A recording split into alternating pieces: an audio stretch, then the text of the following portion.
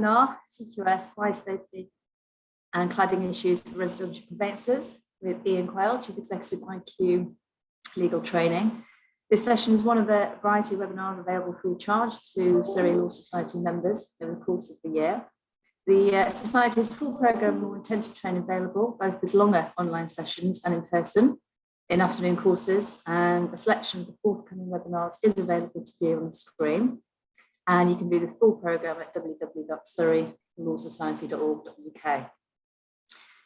Just a few housekeeping, which should be displayed on screen. If you do have a question for Ian, during the webinar, if you'd like to just let us know, you can use the Q&A facility within the Zoom, or if you'd like to speak with Ian at the end of the session, you can request to do this by using the raise the hand function, which you should see at the bottom of screens. And this webinar will be recorded and will be made available to members after the event. The webinar itself is going to include key clauses and residential leases, service charge provisions and the impact on the fire safety issues, EWS ones, recent reform and practical advice to clients selling or buying leasehold flats. There will be notes provided and there'll be time set aside for delegate questions. I think we all know the speaker, Ian, so over to you. Thank you very much. Thank you very much. And good afternoon, everyone, and welcome to this webinar. Yeah, what we're going to do for the next 60 minutes is scamper through a number of issues that I think are important with regard to residential leasehold conveyancing, looking at fire safety, but looking at other issues too. As far as questions are concerned, I'm happy to take questions at any stage as we progress during the presentation.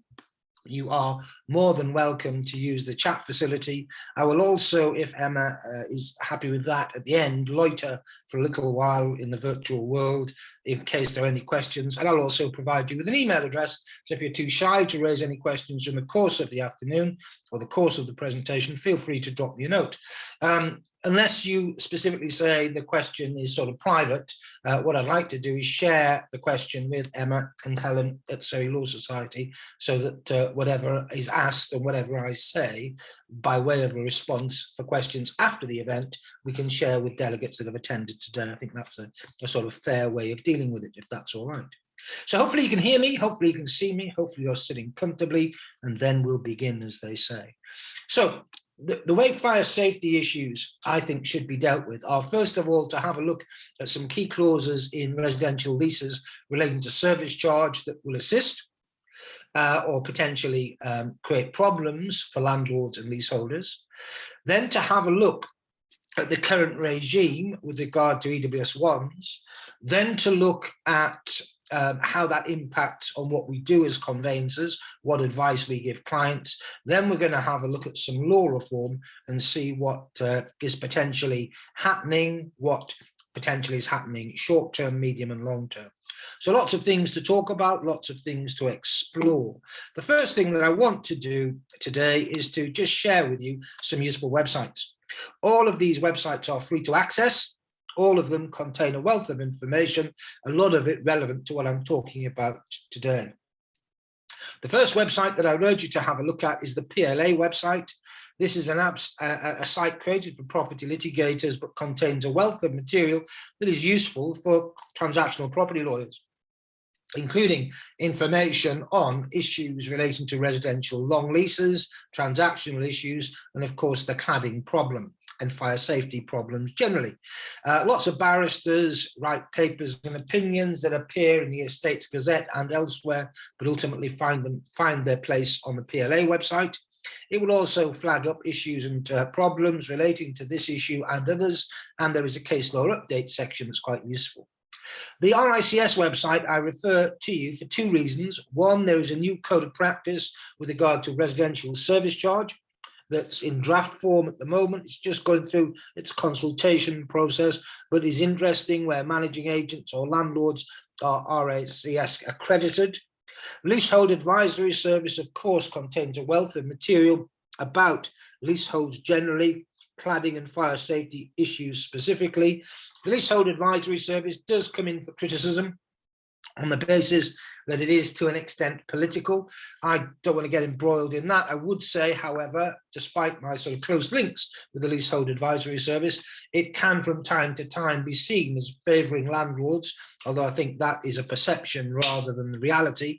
But the Leasehold Knowledge Partnership, which is another free website that you can access, I think addresses, if there is an imbalance, that imbalance in that it is very, very leaseholder friendly. Both of those sites contain a wealth of information relevant to what landlords are doing or not doing, what developers are doing and not doing, and about the current position relating to fire safety concerning high-rise flats and concerning flats and apartments generally. I mentioned the Association of Managing Agents because it too has a code of practice. So if you've got a landlord or a managing agent that's a member of ARMA, then there is a code of practice that they are required to adhere to. There's also some interesting literature on that site about owning leasehold property, explaining the bigger picture about leasehold ownership, which leads me to the first point I want to make today. Today, we're looking at quite a lot of detail with regard to fire safety. But in doing that, we have to be careful to make sure that when we're advising leasehold clients, we're explaining the bigger picture as well. It is important that clients understand the duties and obligations that are owed by landlords to leaseholders and vice versa, so that clients are aware of the protection that's afforded to leaseholders in the context of residential leases and their duties and obligations, some of which we'll be examining this afternoon. So all of those sites are free to access. All of them contain a wealth of information that will be useful for you when dealing with residential leasehold transactions and dealing with fire safety issues in particular.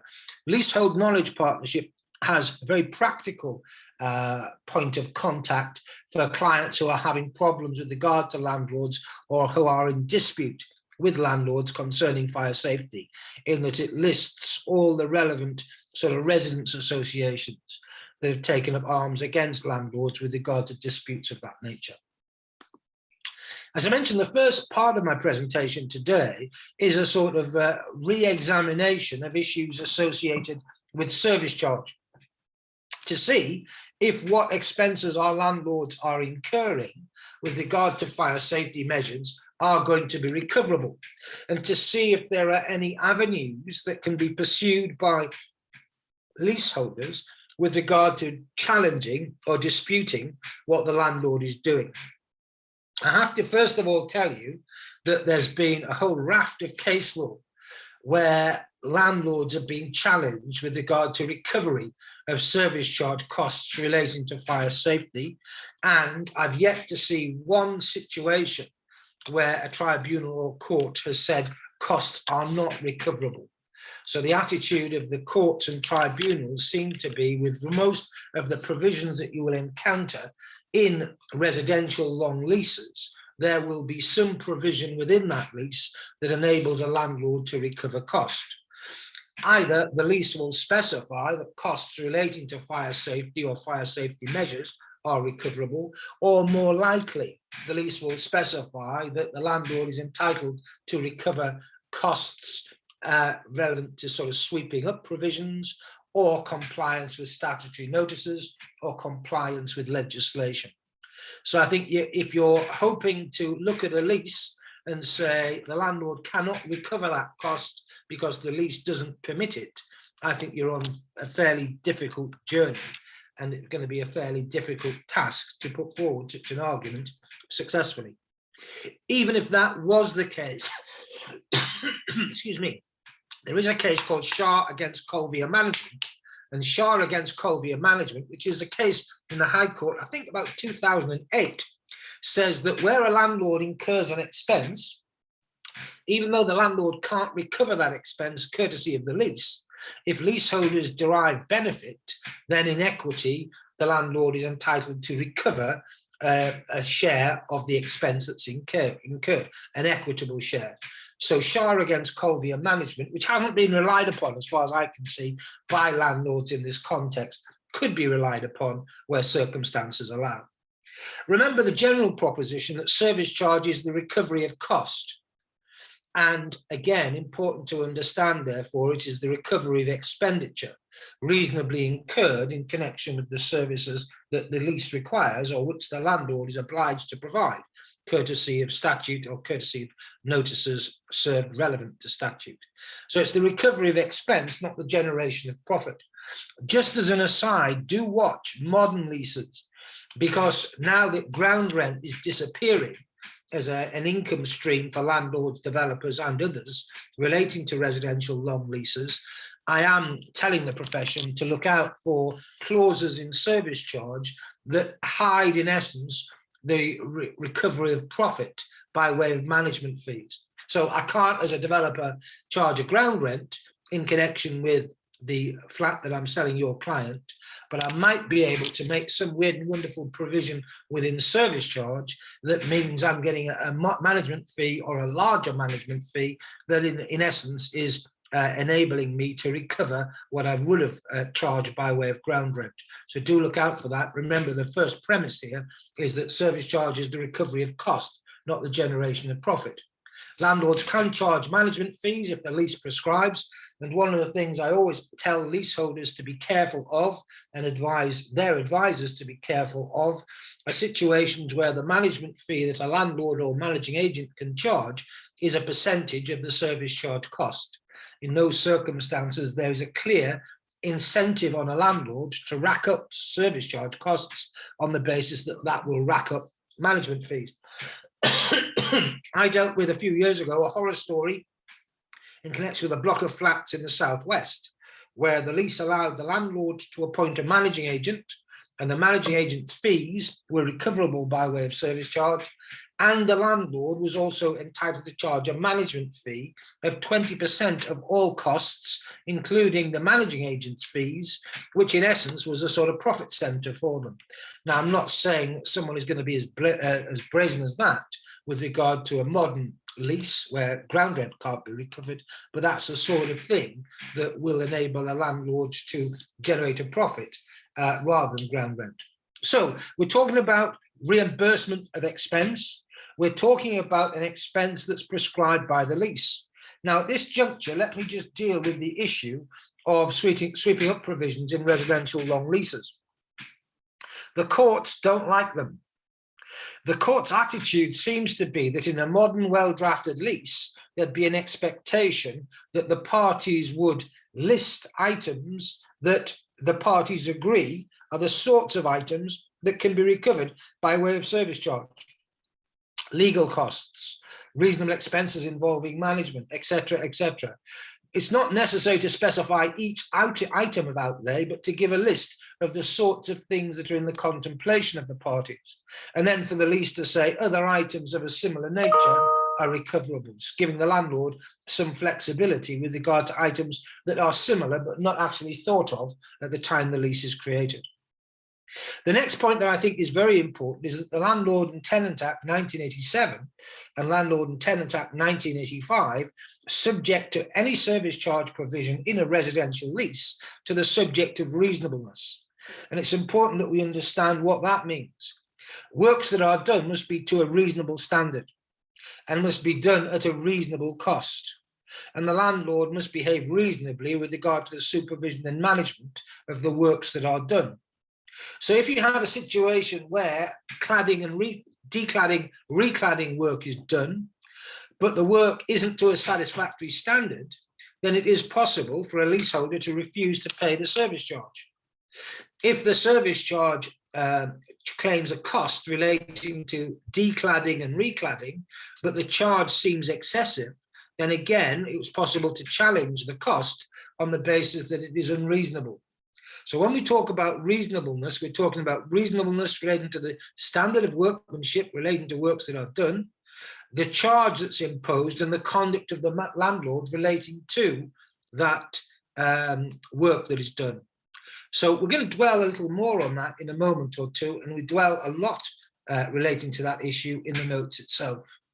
But again, just by way of clarification, the lease should prescribe the services, and there needs to be duality in the lease, in that the lease should provide or prescribe the services and then enable the landlord to recover the reasonable costs associated with the provision of those services.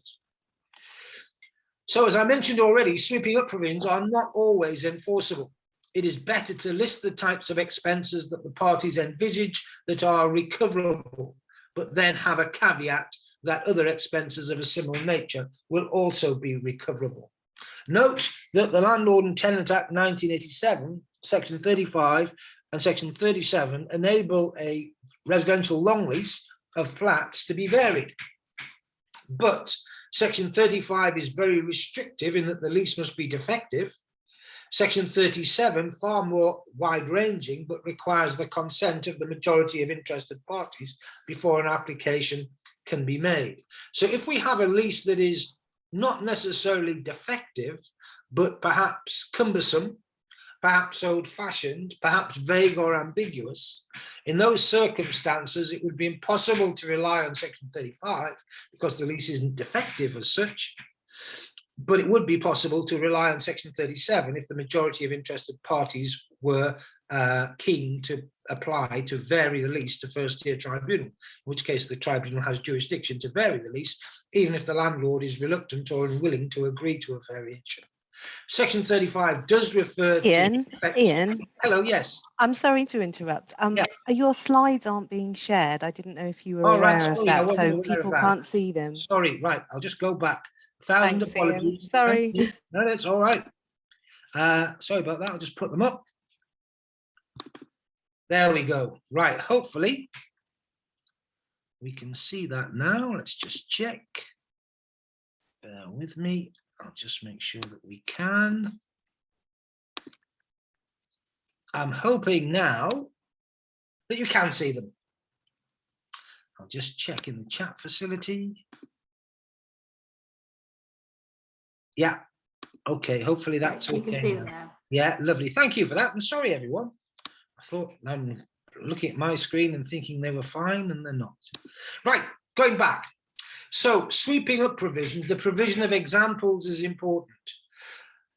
A general sweeping up clause, in my view, has the potential to be unenforceable. And the important point with regard to the lease is, if the lease is somehow defective in that it doesn't make adequate provision to enable a landlord to recover reasonable costs relating to fire safety or indeed other measures, Section 35 of the 87 Act is very restrictive in that the lease must be defective. And generally speaking, with regard to service charge, it means it must not deal with the recovery of service charge cost, or the service charge issue must relate to issues associated with services, i.e. electricity, water, gas supplies, etc. to the building. Section 37, far more wide-ranging, allowing the lease to be varied if the majority of interested parties, the majority of leaseholders in most contexts, agree and require the lease to be varied. The next thing that I want to mention, if possible, is the fact that where we have a lease that is defective, what measures can we take to try and ensure that the lease is 2022 compliant with regard to fire safety measures? Well, the first point is variation by agreement. And the point I would make here, quite simply, is this, that a landlord is going to be just as keen as leaseholders to vary the lease. And therefore, if there is a requirement to vary the lease to deal with fire safety measures, it would be unreasonable, in my view, for a landlord to insist on some other form of benefit for the landlord to agree to the variation. As far as variation of the lease under Section 35 is concerned, in most cases where fire safety just isn't dealt with, or the fire safety provision relating to recovery of cost is cumbersome, the lease would not be regarded as being defective. I can show you loads and loads of cases where a lease is old-fashioned, a lease is unworkable, a lease is particularly punitive on one party or the other, and a first-tier tribunal, residential property tribunal, said, well, the lease isn't defective. It's bad, it's old-fashioned, it's difficult, it's cumbersome as far as the parties are concerned, but we won't allow it to be amended. Section 37, if the majority of leaseholders agree to the variation, you can apply to tribunal for the leases to be varied. So let's assume a situation where we've got a block of flats, of 20 flats, we've got a landlord that's particularly uncooperative, we've got a problem with regard to fire safety. We would like the lease to be varied to enable the landlord to borrow money in order to carry out the works relating to fire safety that need to be undertaken. In those circumstances, under section 37, if the majority of interested parties wanted that application could be made to first tier tribunal. The first tier tribunal can either impose a variation on the lease as suggested by the applicants, or can impose its own terms. The only caveat that I'd mention with regard to section 37 is that if a landlord sustains loss as a consequence of the variation, the tribunal can award compensation. But if we had a lease that we thought as leaseholders didn't enable a landlord to do what he was required to do, courtesy of fire safety, or allowed him to do it, but then meant that service charge was particularly onerous with regard to current leaseholders, we could apply for the lease to be varied under section 37. And in those circumstances, it wouldn't matter whether the landlord consented or not. And then finally, I mentioned Shah against Colvia Management. There it is in the notes, a very useful case where a landlord is incurring an expense but can't recover it as per the lease. If it is equitable to do so, the High Court has had jurisdiction to vary the lease so that tenants were paying for a benefit that they were receiving. And as I mentioned, that case has not been used with regard to fire safety measures or fire safety problems, but in my view, fits the bill quite perfectly. The next thing I want to talk about is what happens if we have vague or ambiguous provision in a residential lease that deals with service charge or deals with any other provisions for that matter. How do you deal with it?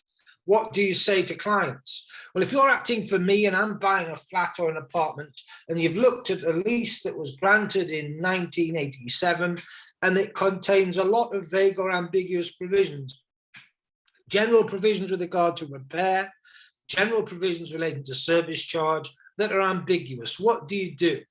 Well, these cases both suggest that you tell me that you found provision that you are unable to provide an adequate explanation for, or that's subject to various forms of interpretation. You then tell me what you think that provision means, but tell me that your interpretation could be wrong and could be subject to challenge. In those circumstances, you must advise me that the only real way of clarifying the position is either for the lease to be varied or alternatively for the issue to be litigated upon, both of which potentially is going to be expensive and going to be problematical for the incoming tenant leaseholder. Of course, in an ideal world, we'd want the seller to deal with the matter before assignment, but that may not be possible. A very important point to make, and again, this has application across the leasehold conveyancing practice generally, rather than just fire safety, but it applies to fire safety too. It is not enough simply to give a client a copy of a lease and tell them to read it.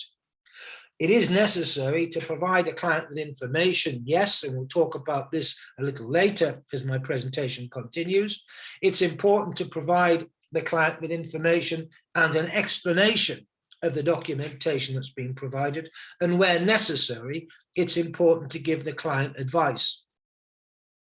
As far as the provision of advice is concerned, important to understand and realise that the court do not expect you as a conveyancer to be an expert in all matters that touch or concern residential leasehold ownership.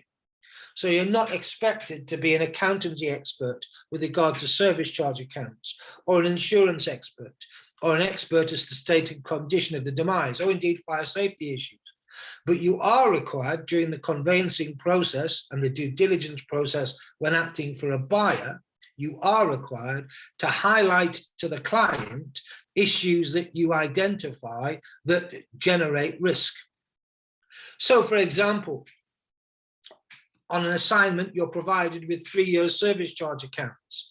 It's not enough to give the client a copy of 3 years service charge accounts and to read them, nor is there any expectation that you read the 3 years service charge accounts and you provide an extensive accountancy response to the adequacy or otherwise of the accounts. Your task is simply to look at the service charge accounts and ascertain that what the landlord is attempting to recover by way of those accounts is consistent with what the landlord is obliged to provide courtesy of the lease. Further, with regard to survey or valuation, there is an expectation that you advise the client of the need for a survey or valuation of the flat or apartment that's been acquired. It is necessary for you to consider the survey or valuation insofar as it deals with issues relevant to title. But with regard to other issues, with regard to state and condition of the property, again, it's not your role to provide explanation or indeed to provide advice. But where the surveyor or valuer highlights an issue, the client must have that pointed out to them and then told that specific specialist advice might be necessary. If we go to fire safety, which is what we're majoring on this afternoon, exactly the same thing. So let's assume there's an EWS1 available for the building in which our client's target flat or apartment is situated. It is necessary for you to obtain a copy of the EWS1 and ancillary documentation relevant to it, and then to provide it to the client, provide it to the surveyor or valuer, if possible, provide it to lender, and then suggest that specialist advice is sought with regard to risk relating to the documentation that's produced. Again, there is not an expectation that you provide any advice relating to the fire safety measures that are or are not contained within the documentation. Case after case in negligence against conveyancers confirms the same point. The task of a conveyancer is to identify risk or vulnerability and then to highlight to the client steps that can be taken in order to determine the extent of the scope of that risk. And simply giving clients documents isn't enough. The situation is the client must be told, well, if you're concerned or if there are issues within this document that warrant or require further investigation, then specialist advice is required. And the issue there is either the client going to get that advice or are you on the client's behalf?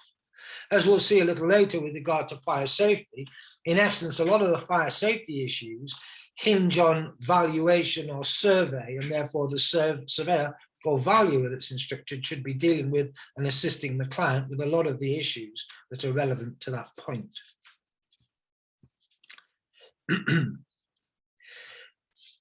With regard to residential long leases, and in connection with fire safety in particular, there are some issues that I think are important that we should be looking for and advising our clients about. The first is that reserve or sinking funds have always been important, perhaps to an extent have been overlooked, but in a modern lease in 2020, be it a new lease or a lease that's being assigned to my client, I would like to see a reserve or sinking fund. As far as that reserve or sinking fund is concerned, Common Hold Leasehold Reform Act 2002 required the reserve or sinking fund for each development to be held in a separate bank account. That part of the act is still not in force, and therefore all a landlord has to do is to have a separate account for all reserve or sinking funds that the landlord may be managing, no matter how many developments they have. But there should be a ring-fenced fund in connection with reserve or sinking funds. The second point is that as a conveyancer, it's going to be impossible for me to determine whether a reserve or sinking fund is adequate or otherwise. And therefore, again, if I am able, and I concede that the timings of the transaction may mean that I'm not, if I'm able, I want my surveyor or valuer to comment on whether the reserve or sinking fund is adequate, given what the surveyor has identified or had revealed to them during the survey or valuation process. I would always limit the scope of my retainer when dealing with the reserve or sinking fund so the client is aware that I will not be able to confirm the adequacy or otherwise of a reserve or sinking fund. Interestingly, last year I had 2 emails from firms, both of whom I encountered the same provision in a lease, that where contributions to a reserve or sinking fund had been made, but the reserve or sinking fund had not been called upon, the lease provided that the tenant was entitled to be reimbursed for the payments that were made. Well, in that situation, it defeats the object of the reserve or sinking fund, doesn't it? Unless the incoming leaseholder is required to top it up. But other than that, my view is that if there is a reserve or sinking fund, how on earth do I know whether it's adequate or inadequate? Impossible to say. All we can say, if there is a reserve or sinking fund that is being utilised for unusual items of outlay, then there is a chance that there is something that might meet the cost or make a contribution towards the cost of the unusual item that's been encountered. The next clause that I'd like to see in a lease, residential lease, is the power of the landlord to borrow money. Without express provision in the lease, it isn't possible for a landlord to borrow money and then charge the cost and interest into service charge. So we really want to see express provision in the lease. We want to see the lease enabling the landlord to do the task, and then also to meet the expenses that are incurred and the interest that's incurred into service charge cost. Now let's think about this for a moment or two. Let's assume we've got a high-rise apartment block where there is a need for fire safety measures. So sprinkler systems, new fire doors, there's an issue with regard to some cladding, and surveyors and fire safety experts have come up with a list of tasks that need to be done that's going to cost £200,000. Let's just say the block of flats is composed of 20 leases, so that's £10,000 a leaseholder. Without a reserve or sinking fund, without the facility to enable the landlord to borrow money, that £10,000 cost is going to be included in this year's service charge. That immediately generates three problems. Problem number one, our leaseholders are likely to be unable to afford the £10,000 each that is required. Item number two, it will be necessary for the landlord to go through the consultation process required by the Common Hold and Leasehold Reform Act, which can be quite a burdensome and cumbersome process for the landlord to engage upon. So there will be an expense, there will be a delay whilst that process is undertaken, subject to a point I'm going to make a little later. In addition to that, you've then got a situation where even if leaseholders are able to fund the £10,000 cost, land registry data reveals that if someone buys a flat, the median amount of time that the leaseholder will remain the owner of that flat will be 5 years. So we're paying £10,000 for a lot of fire safety measures that are likely to benefit that apartment building for longer than 5 years, but we're going to only get 5 years worth of benefit. And therefore, there is a degree of reluctance and happiness on behalf of leaseholders being required to meet the cost. If the landlord was able to borrow money over a 10-year period, the £200,000 cost is immediately spread over that period. Leaseholders that acquire the leasehold interest going forward in the future are going to be contributing to that cost, but they're gaining benefit. So the idea of a lease being drafted such that the landlord can borrow money to meet costs, unusual items of outlay again, is going to be particularly useful. Now, 2 points to make before we move on. Firstly, I've seen unscrupulous landlords use reserve or sinking funds or use the facility to borrow money for purposes which the lease does not permit. So I've seen landlords where service charge payments have been short, borrow money to top up this cost of the service charge that should have been met by leaseholders. And I've seen landlords borrow money for the same purpose. The lease must be quite clear as to what the borrowing is for or what the reserve or sinking fund is for. Remember that money that is held on, that is received relating to service charge is held on trust for leaseholders. So a landlord cannot use that money for any purpose other than a purpose prescribed within the lease. Again, if we have an opportunity for the landlord to borrow money, it's important that when we're acquiring a leasehold interest, we see the terms on that loan and the cost of repayment so that we can advise our clients relating to those payments. A further point that flows from that, where we're taking an assignment of a lease, and this is something that's been brought home, I think, courtesy of the cladding and fire safety scandal. Just because we're provided with 3 years service charge accounts from the outgoing seller, or just because we're provided with estimated service charge accounts in connection with a new build, that is not an indicator as to what service charge may be going forward. So again, when we're advising clients, I think it is essential that we tell the client that we've got this data, we've got this information relating to service charge, useful as an indicator as to what service charge has been, but a guide and nothing more than that as to what service charge could be going forward.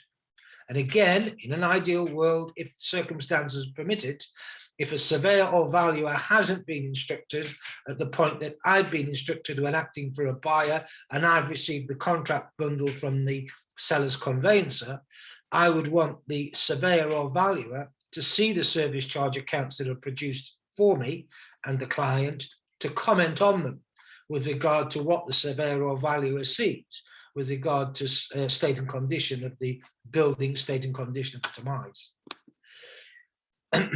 Other things to look out for: how is service charge apportioned? These days, what I expect to see, particularly with high-rise buildings, is service charge being apportioned, and the apportionment including issues associated with height. So if I'm buying a flat in a tower block that's 26 stories high and I'm buying a flat on the ground floor, why should I be paying for service charge relating to lift maintenance? Given the fact that my colleague who buys a flat on the 24th floor is much more likely to use the lift, as will guests or visitors, given that any external repairs necessary for that flat are going to be considerably greater than the repairs that are necessary to the exterior of my ground floor flat, surely it is fair and equitable for the service charge to be apportioned, and part of that apportionment takes into account the height of the flat or floor level of the flat or apartment that we're dealing with. That can be particularly important in situations where there is a service charge for the entire development. A few years ago, I dealt with a matter where you had 4 tower blocks, all of which were over 20 stories high. You had some apartments in 3-story block units, and you had some townhouses, and all of them had exactly the same service charge regime. So you had someone buying a townhouse that was, unless they had friends or acquaintances in one of the tower blocks, would have no need to use the lifts, etc., within that block, but were paying for lifts. In that sort of situation, I'd want there to be a service charge for the entire development, for things like security, for things like car parking, landscaping, cleaning, etc. But then there's to be specific service charge costs for individual units within the development. Got a matter on my desk at the moment with regard to service charge in connection with a property that's mixed use. And again, that throws up issues relating to apportionment. My view is, and my advice always is, if you've got a mixed use building, there should be 2 distinct service charge regimes, one for the residential element, one for the commercial element, because the commercial element should not have the statutory protection that's afforded to the residential element. So do watch out for apportionment, particularly with regard to fire safety issues, particularly with regard to developments where there's more than one block or building within the development, or with high-rise apartments or high-rise buildings. Can fire safety costs be recovered? Well, I've touched on this in my introduction. Generally speaking, yes, either because of repairing covenants, compliance with legislation provisions, compliance with statutory notices, or as a sort of safety net. The Housing Act 2004, as well as introducing the dreaded home information packs, also introduced a house health and safety rating system. And local authority building control officers are allowed to go and look at any building, any property, freehold or leasehold, and to determine whether or not the property is safe. Safe for those that live in it, safe for those that visit it. And if it's not, then the local authority or royal borough can serve notice requiring works to be done, or can serve notice preventing the building or parts of the building from being utilised. So I've seen this done with regard to overcrowding. I've also seen it done with regard to repair, and I've seen it done with regard to fire safety as well. Absolutely essential that all of these matters are dealt with. So the point I made a little earlier, in the vast majority of cases, no matter what the fire safety measure that is required, the landlord is going to be able to recover cost. And therefore, I think an argument that you can't recover is not going to find great favour either before a tribunal or indeed a court. Remember, I touched on this issue of reasonableness of service charge. So if we've got a fire safety cost that's being incurred, and that's being transmitted into service charge, there are a number of things that a lower tribunal, the first tier tribunal, and the residential tribunal would take into account.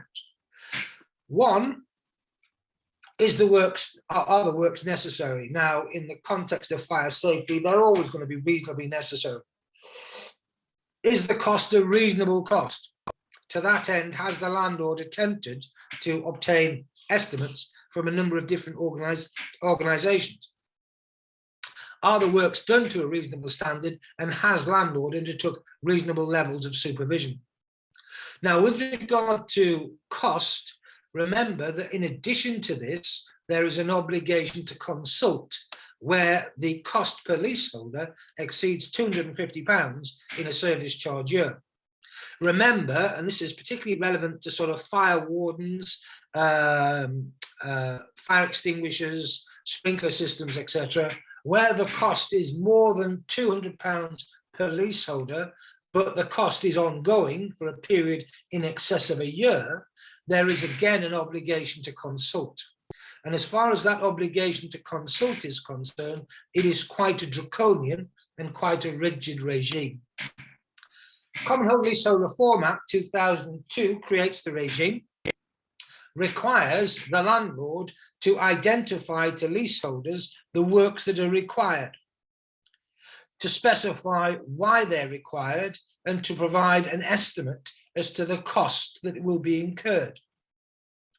That initial notice must be sent to leaseholders, who are then entitled to make representations.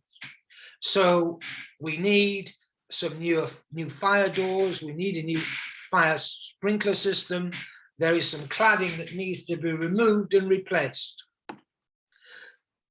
You've obtained estimates for whatever. Leaseholders are entitled to say, we would like you to get estimates elsewhere. We would like you to consider that rather than decladding and recladding, it isn't necessary to incur that expense, but it is necessary to improve fire safety by the creation of a new alarm system or a new fire warden or something of that nature as an alternative to decladding, recladding. Where a landlord receives communication as a result of the initial consultation, the landlord has to react. So where leaseholders are going back and saying, get other quotations, or have you thought about this way of dealing with the problem or that way of the problem, the landlord has to address those issues. So the contractors that you suggested aren't of sufficient size, don't carry sufficient professional indemnity insurance to enable me to reasonably appoint them for the task.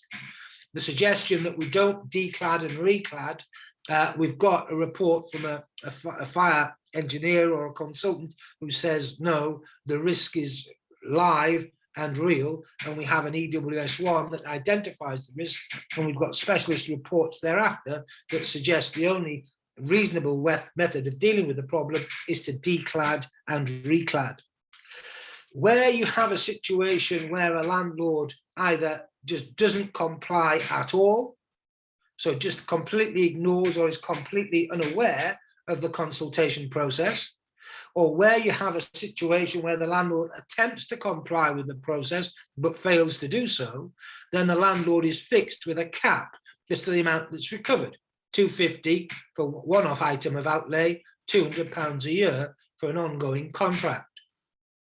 What I haven't mentioned to you is that once the consultation process is near to an end, the landlord must say to leaseholders, I've consulted with you, I've had feedback from you, I've taken that feedback on board, this is what I've decided to do.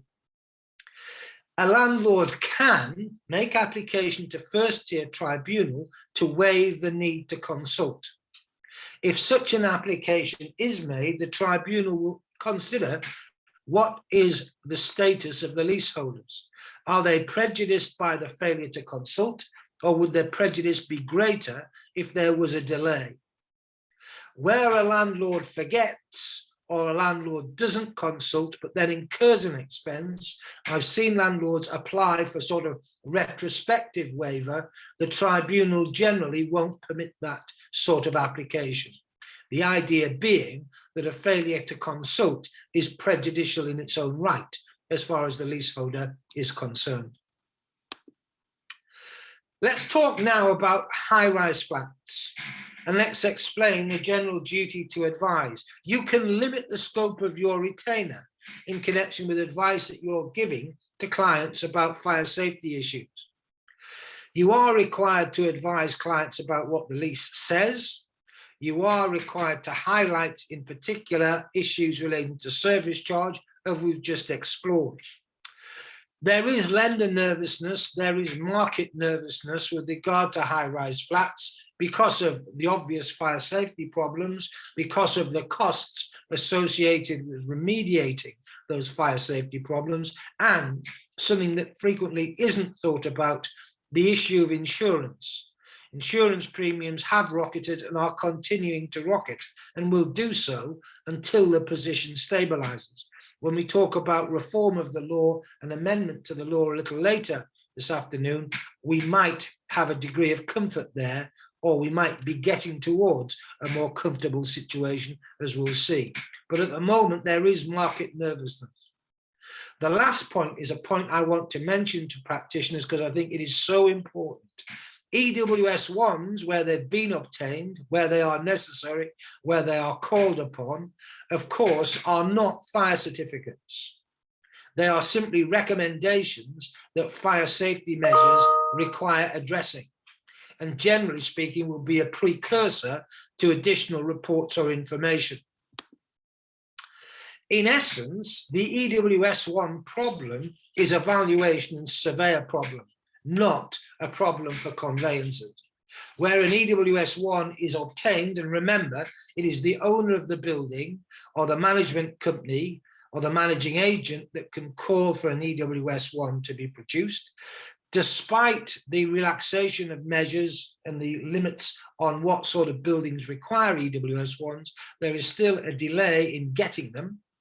But the important point that I want to labour today is the fact that an EWS1 is only the start of the journey, and that where an EWS1 reveals that works are necessary or that there are fire safety issues, specialist advice would follow. Important to check lender requirements and see what they require. And I repeat the point that I made a little earlier about limiting the scope of our retainer. We dealt with a lot of claims and deal with a lot of negligence claims against conveyancers. And one of the things that is sort of emphasized by the courts is that, with the author of our own misfortune, if we fail to tell a client what we're not going to do, as opposed to what we're going to do.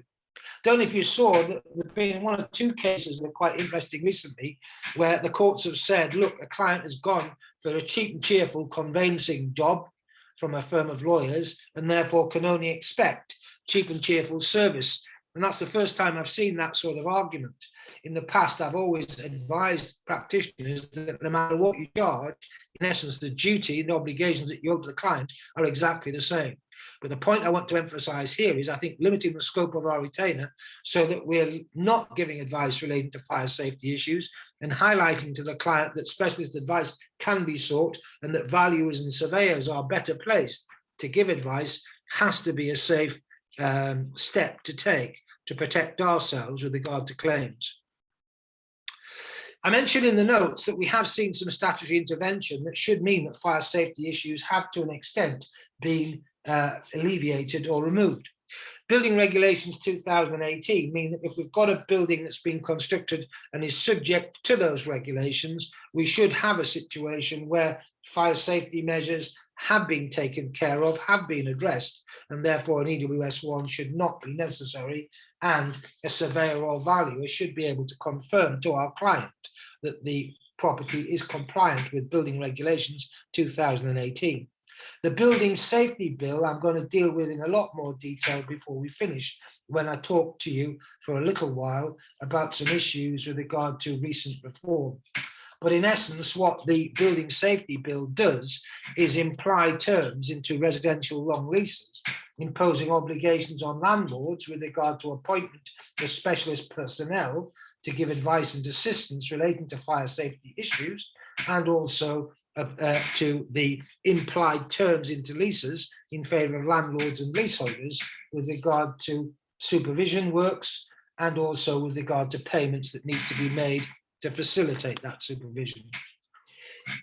Concentrating on the EWS1 as a moment, I'm just noticing that my notes have disappeared on my screen here, so just 2 seconds, sorry about that.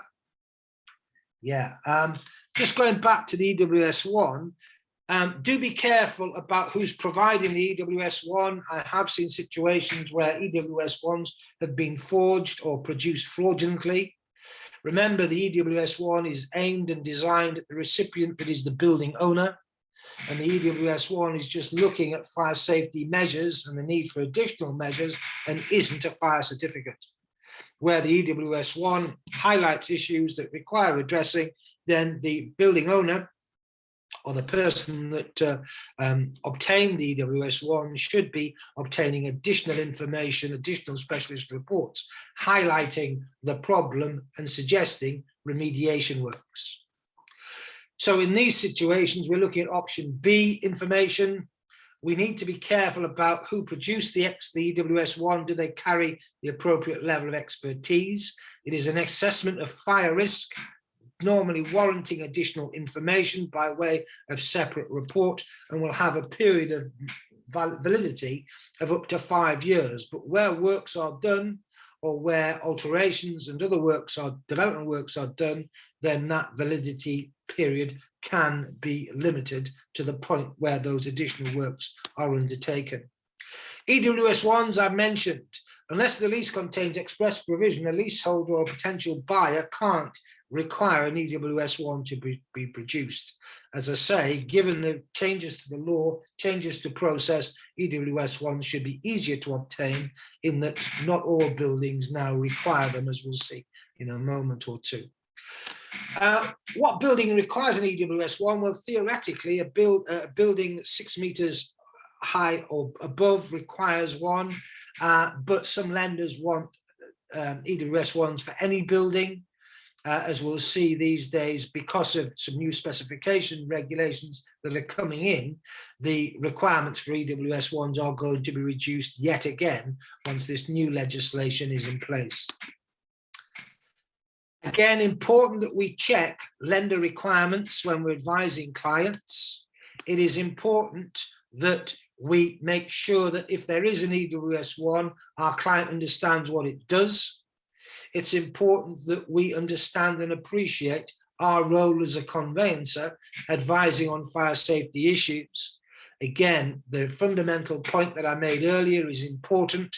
What we are doing is we are transactional property lawyers highlighting or identifying risk. We're not assessing risk, we're not quantifying risk, we're not advising on remedial measures. That is for others to deal with. Fire safety issues does increase service charge costs, and it does increase insurance premium. There's no doubt about that at all. In connection with both, remember what I said, where we've got previous service charge accounts, warn the clients that that's historical data, which may or may not accurately represent service charge cost going forward. And again, where we've got insurance premiums indicated historically, then future or current insurance premiums may be radically different. On the issue of insurance, someone asked me a question this morning on this very point. As a residential leasehold conveyancer, your job is to see what the lease says with regard to the provision of insurance. So what is the landlord normally obliged to insure? And is it the landlord that's required to insure? If it is, then you should call to see the insurance policy and the policy schedule.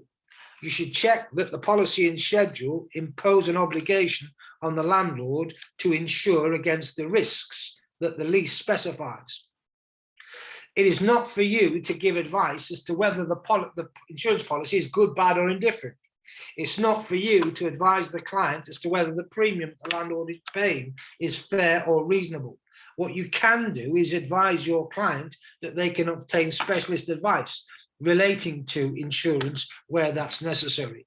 Just as with seeking accountancy advice on service charge accounts, the likelihood of your client seeking or requiring you to seek additional advice relating to service charge accounts or an insurance policy is remote, but nonetheless, you should offer the facility to the client. Advising clients then, let's just have a look at this. One, make sure that you check the lease and don't just simply provide the client with a copy of the lease. Make sure that your client is aware of their obligations and the landlord's obligations under the lease and the opportunity that your client has to challenge what the landlord does.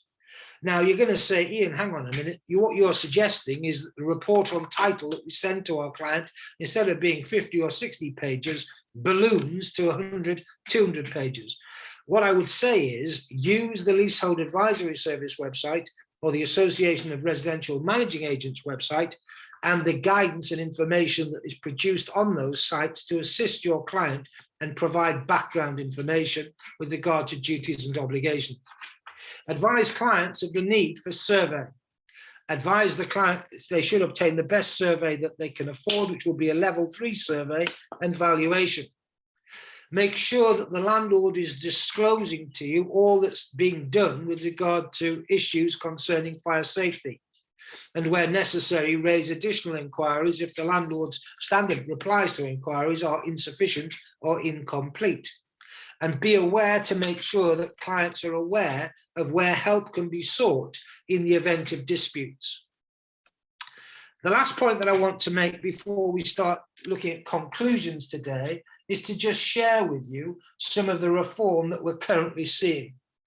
Firstly, what we're seeing is something called a building bill proposed by Michael Gove as of the 4th of April, I think it was. In this bill, what in essence he's saying is the government is entitled to not compel, but recommend that builders and developers sign up to a new scheme, which provides compensation for reform, renovation, repair and alteration to make sure existing buildings are safe or safer. Where a builder or developer does not sign up to that scheme, government is entitled to intervene and block planning applications and building control.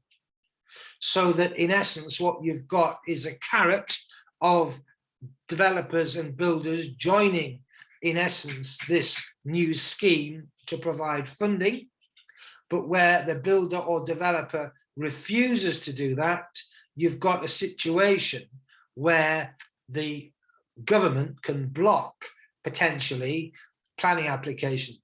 Now, this has all sorts of consequences, whether the bill goes through Parliament unchecked and unamended. I would be very surprised that already we're hearing quite a degree of criticism, not just from the builders and developers themselves, but from other organizations and entities that are saying, you know, you're wanting and you're encouraging building and development on the one hand, and you're blocking it on the other. The second thing that you're getting is builders and developers saying the cladding and decladding issue isn't necessarily and solely a builder or developer's problem. You know, the government, building control, etc., has allowed this to happen over the years, and therefore, you know, everyone should be responsible for meeting costs, not just the builders or developers themselves. There is a distinct lack of detail with regard to the building bill, appeals processes, what happens where there is a block or a check on development, you know, what would be the impact of that block or that check. Again, so what I would say is watch this space. We've then got a new building specification, 9980 of 2022, which requires a new approach, a more practical approach to fire safety. And again, I've given you details of this towards the end of my notes. But in essence, what we have is a new approach, that we're not just looking, for example, at cladding and saying that's dangerous and therefore it needs to be removed. Are there other measures that could be utilized that will be more effective, more cost effective? A new fire safety methodology.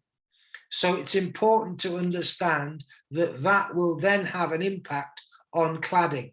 It's a government consolidated advice note at the moment, but it highlights a number of things. A more relaxed attitude, a look at fire safety in the round rather than cladding, and a balanced stance to fire risk. So, if there are fire safety hazards, are they fire safety hazards that create a danger to life? Is there not a method of fire safety management that will eliminate or reduce risk? The other thing that we've got is the Building Safety Bill. And again, this is important because it imposes an obligation on the builder or developer to have an accountable person who is in essence responsible for an overview of fire safety measures, who appoints a building safety manager, who in essence, it seems to me, is the caretaker or a leaseholder within the building that has sort of responsibility for fire safety and building safety measures, producing and registering a building safety case so that there is a plan that all leaseholders are aware of in the event of fire safety. The Building Safety Bill implies covenants in the lease on the landlord with regard to fire safety measures, fire safety budgets, using monies towards building safety remedial works, production of accounts, obligations to consult, and then obligations on tenants to pay whatever the landlord incurs with regard to those implied covenants. So you're going to see new leases that I think that include these covenants specifically, other leases that don't include the covenants having them implied, and from what I can gather, covenants being implied retrospectively into old leases. So do be aware of that and do understand its impact in connection with the conveyancing process. I'm conscious of time. So what I would like to do, if I may, Emma, is invite questions. I'm going to have a look at the question and answer panel now. Celia asks, are there slides available? The slides will be available, Celia. I will be sending them to Helen and the team, I think it's Eloise, for distribution. And again, Celia, if you want, drop me a note and I'll send them to you if that saves time for Helen and indeed everyone else. Emma, thank you very much indeed for bearing with me and listening, me boring you to death the last hour, for which I apologise. Everyone else, thank you very much indeed for attending. Helen and her team, thank you for organising this. Emma, if I may, I'll just loiter to see if there are any questions, but I think I've sent everyone to sleep, so there aren't. But thank you very much, Ian. I think there's lots of practical points there that we can all take away. Thank you. It's very good. No problem. If there aren't any questions, thank you, everyone. Stay safe. I'll just have a look. Still awake, says Martin. That's great. Fantastic. That's good to hear. Thank you, everyone. Stay safe. And any questions, any problems, any queries, drop me a note. Thanks, Emma. Take care. Thank you. Bye-bye. Thanks, Ian. Good afternoon. Bye-bye.